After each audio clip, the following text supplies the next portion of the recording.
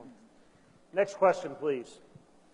Hi there. I was raised by a mother who was a feminist and is a questioning Christian at the moment. And she finds that there's some contradictions somewhere in the Bible that states that male have to be dominant over women and women have to be submissive. So just from a Christian perspective, does God favor a gender specifically? And you know why? What I think, your mother has a fair question there. I don't think it's just in a vacuum or in any sense of just trying to be cavalier about it. Not just that. You think of the very nation that he chose through whom to reveal himself. He could have chosen Rome. He could have chosen Greece. He could have chosen Babylon. In fact, William T. Ears, talking about it in a piece of poetry, said, how odd of God to choose the Jews. But then he went on to say, how odder still are those who reject whom God chose.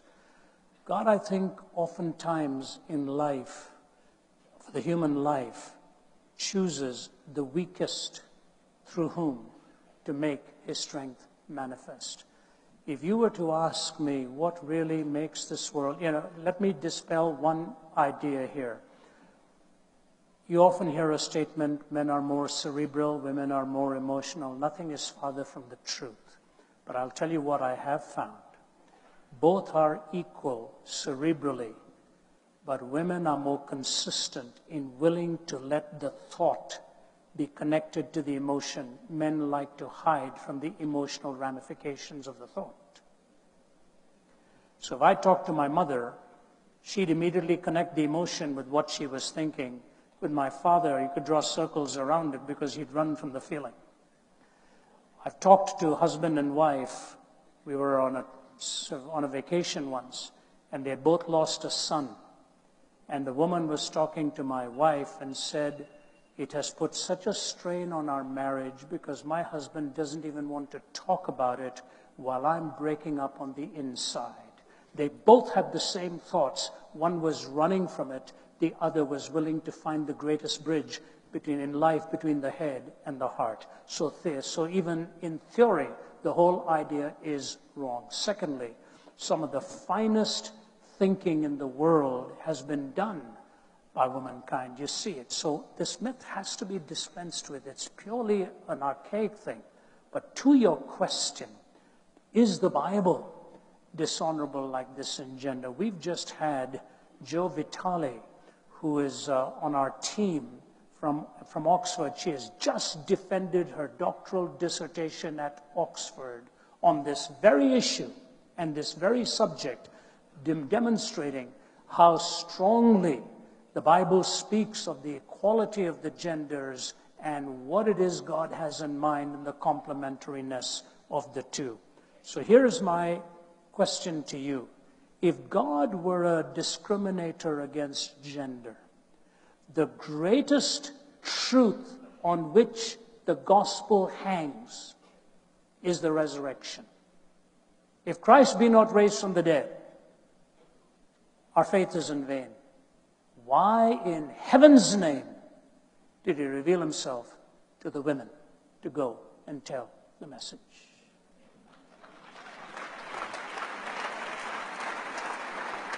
All of Easter hangs on the testimony of womankind with whom he trusted the entire gospel. When the woman with the alabaster ointment came to him and those were frowning about her, he looked at them and said, be quiet. Wherever the gospel is preached, there shall also this be told, what this woman has done to me in worship. He paid her the greatest compliment, that the gospel would be carried to the ends of the earth, and this story of this woman's faith will also be told. He goes to Samaria, and he sees a woman of the well with 5 broken, shattered marriages. She was ethnically barred from the society, as it were, maritally broken and shattered 5 times. He made her the first evangelist to the Samaritan world. Imagine what an incredibly gracious God to remind us that none of us is superior to the other. We only have the same privilege of taking our distinctives and complementary strengths and carrying the message to the world. I can tell you this, I would never be here today if it weren't for the strength of my mother. And when my younger brother was 6 or 7 years old, he was dying with double pneumonia and typhoid. My dad had given up. Our family had given up.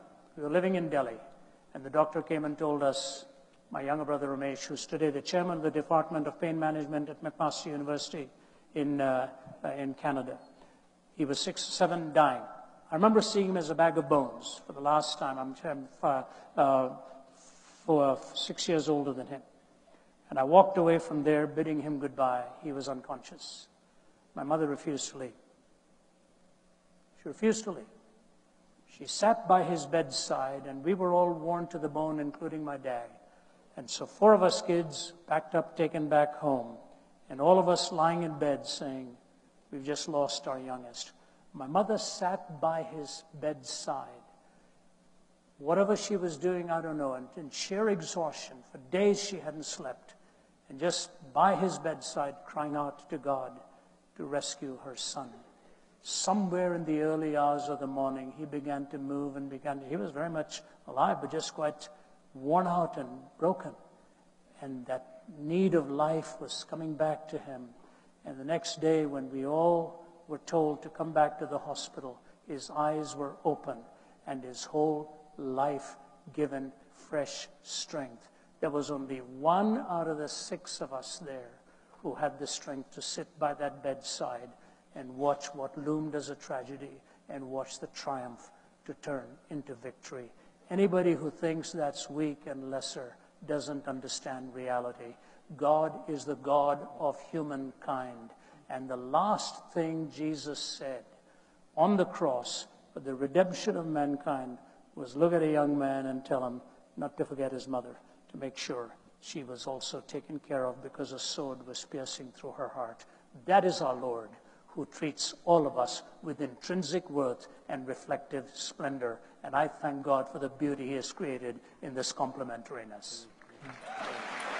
Thank you. Well,